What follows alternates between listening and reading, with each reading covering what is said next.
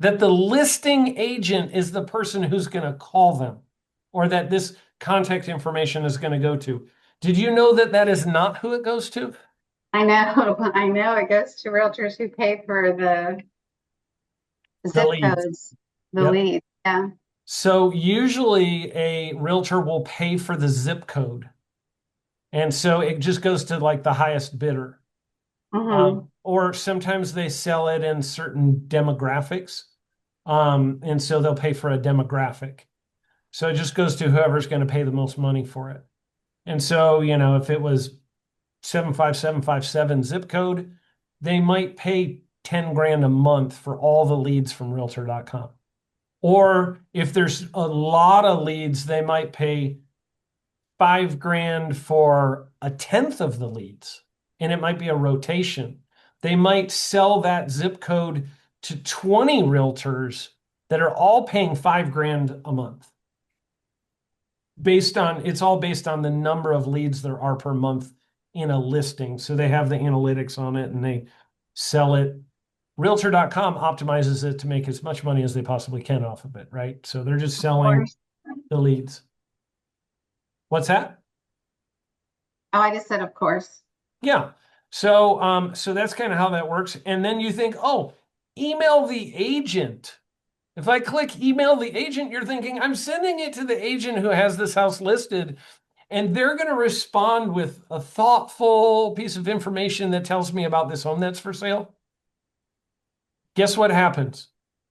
Because it's required that you put an email and a phone number in, they call you and they go, what house was it you were interested in? And they don't even know. And then you go, well, I was calling. I don't know. I clicked on a lot of things. I don't know. They're like, oh, well, hang on. Hey, can you hang on? Let me look at which one it was. And then you're like on hold. I've done this before. This is why I know how this works. And then they go, oh, hang on. I'm checking through my emails to see where your lead came in. They say things like this. See where your lead came in. Oh, it looks like you inquired about 173 Sides Boulevard. That's not my listing. Hang on a second. Let me log into the MLS and I'll see if I can pull up some information. And now they're logging in to literally tell you the information that I can read right here. Right. Now, there's one little section you can't see that they can see. So this is the part you can see. This is called public remarks in a listing. There's another section called agent remarks. Agent only remarks only the agent can see. So it might say something like, must call ahead of time. There's a large German Shepherd that we have to put, whatever. It might give some instructions about that. Or make sure you go, the lockbox it's on the gas meter on the east side of the home. Make sure you go there to open the lockbox, whatever. Might be, please make sure you take off your shoes. They're whatever. They're really particular. So it'll be some stuff that'll be agent remarks only, but the customer can see everything. Like this agent literally provides no value other than opening the door for the most part. Now, occasionally you'll get a realtor who's conscientious and they'll look up all the information and the agent remarks before they call you. And then they'll actually maybe have some relevant information that's helpful. Maybe they're already familiarized with the home before they call you to make sure that they know what they're talking about when they get you on the phone. So um, that is kind of how all of that works, if that makes sense. Um, any other questions about your realtor meeting? Did you go through the PowerPoint presentation with him? Hmm. What did he think of the home? He or she? It was a he thought the home, he liked it. He liked everything about it. I showed him around everywhere and he liked it. Um, if I was to walk through your model, Sandy, I would just say this. Your model is kind of unique in that there are multiple homes in one home. Hmm. Do you explain it that way to people? I did to him. I Okay. did let him know that that this was, this was the Cypress P, but we have a one-story version. We have a two-story with just without the bedroom upstairs. And then he really liked the game room. Yep. He was like Um, one an East Texas good old boy kind of guy. nice. How did you book this one, or how did you get him there? I had called, he was like the first one I had called because his office is right down the road. And he was out of town when I had called him. And so I called him this morning and he was at a doctor's appointment with his child. And he said he would come over after that. So he came over right away. Awesome. And then then outside, when he was getting ready to leave, when we were finished, the city manager and some city other utility guy was outside. He's like, "Hey!" So he introduced me to the city manager, Pam. Thought I might Nice. as well meet her too. Nice. Um, so on the let's see, something is going on with your website. I'm going to text somebody and get this fixed.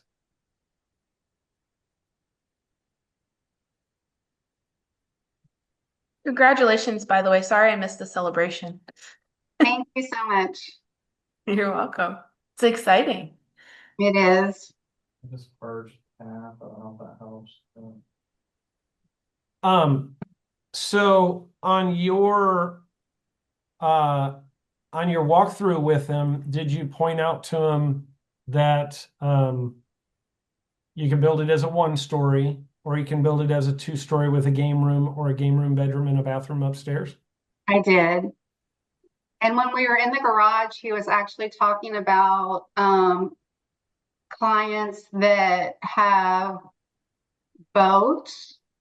And so I made sure and let him know that there were options to build out the garage 2 feet or 4 feet, you know, the depth of it.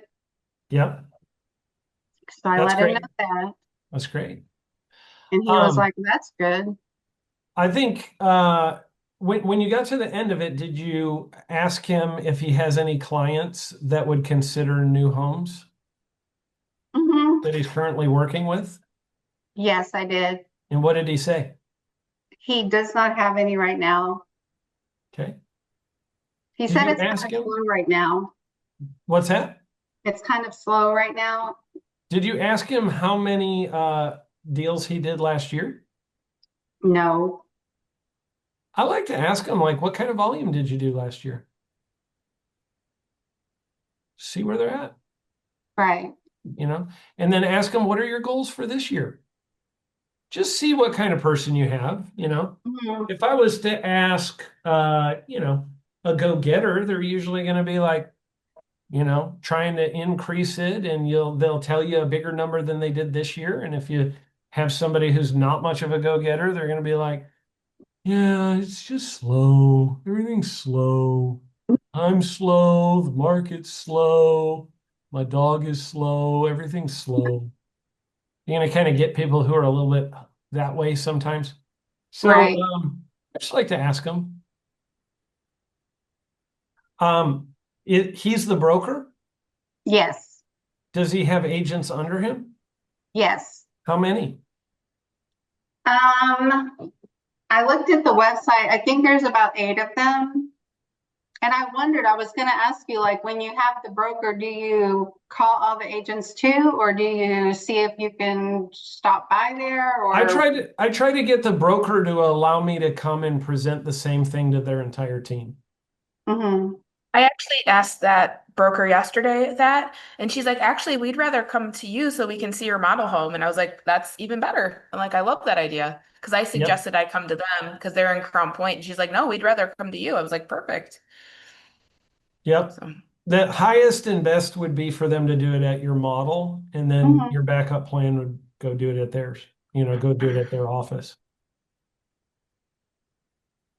So yeah, I would ask him, I would just give him a follow-up call and just say, hey, would there be any chance we could, I could show kind of all of what you saw? Could I show it to the rest of your team sometime in the next week? Would you guys be able to come out for maybe a team meeting and we can do it at my model home?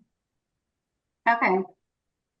It's a great, depending on how many agents a broker has, I mean, you can definitely fit 30 people in the house, no problem. Maybe, Right. maybe 50. Just have a party. Yeah.